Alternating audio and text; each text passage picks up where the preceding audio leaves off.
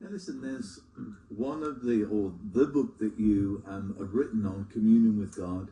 You talk about 4 key aspects of hearing the voice of God. Why don't you just take just a bit of time just going through those 4 principles or those 4 keys, Mark, and just opening it up so that people who are watching this will just have a taster in, and then we'll tell them how they can get hold of some of the other materials at the end. Okay, sounds good. Well, the Lord woke me up one night with a booming bass voice. Once in my life, I've heard a booming bass voice. He said, "Get up, I'm going to teach you how to hear my voice." And I got up, went over to my office, and he took me to Habakkuk. Habakkuk in England, it's Habakkuk in the U.S., Habakkuk. And he showed me chapter 2, verses 1 and 2. Habakkuk's a man who can hear the voice of God. And he did 4 things to hear God's voice. And he said, "Mark, do these 4 things." Habakkuk, he said, "I'm going to go to my guard post." So key number 1 is to go have a place where you get alone with God. You can call it a prayer closet, soaking room, whatever. You just need to get alone with God, still your own thoughts, so that you can tune into the flow and the river of God. Okay? Right. So that was key number 1, and it takes it's a little bit of a challenge to do that, because my thoughts say I'm not going to become still. So you need to help them. And key number 2 is the best way to help still my mind. Habakkuk said, "I'm going to keep watch to see what he's going to speak to me." And I said, "Man, that what do you mean?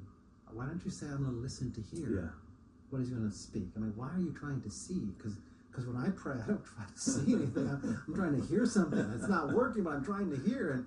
And what the Lord showed me is that vision is a very important part of prayer. And I should use vision. And I should look for vision.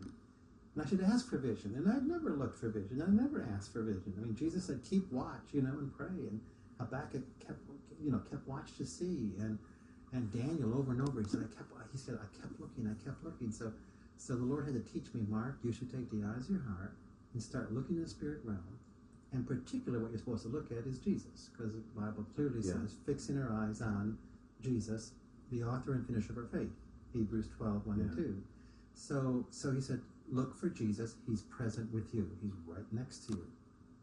And so I teach people, okay, fine, just picture Jesus right there next to you. He's Emmanuel. He's God with you. Go for a walk along the Sea of Galilee if you want to. Enter a gospel story. Meet with Jesus. I mean, use the eyes of your heart. They're given to you by God. He wants to fill them. He's commanded you to fix your eyes upon him. And I never once did that. In the first 11 years of my Christian life, I never once took the eyes of my heart and said, "I'm going to look in the spirit realm and see what's there." Never once. Right. And so I repented, and I said, okay, I'll look for vision.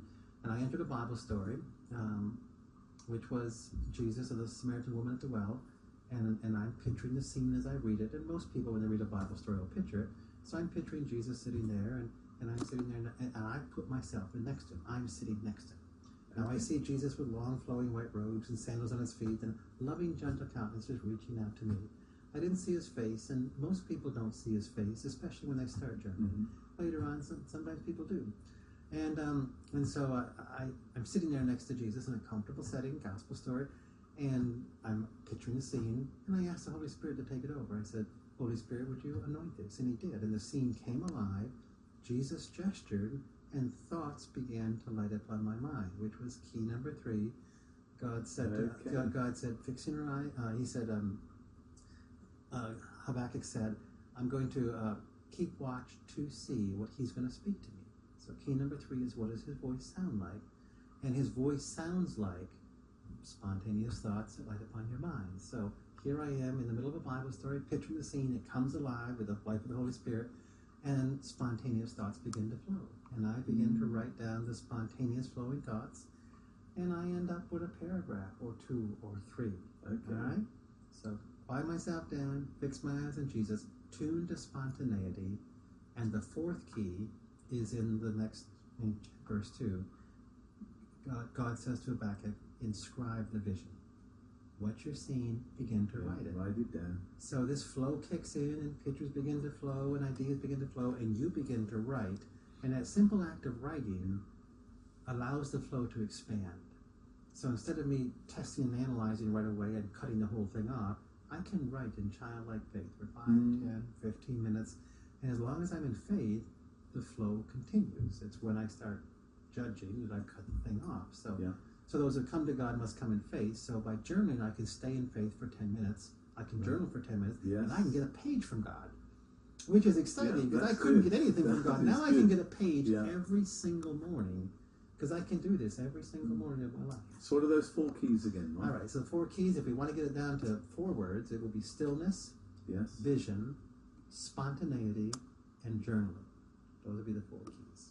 There you go. So it's How to Hear God's Voice, a manual, the workbook, and also there are CDs and also DVDs which you can log on to our website www.revivalfires.org.uk and just go to the resources and you'll be able to download or purchase all of those resources on how to hear the voice of God.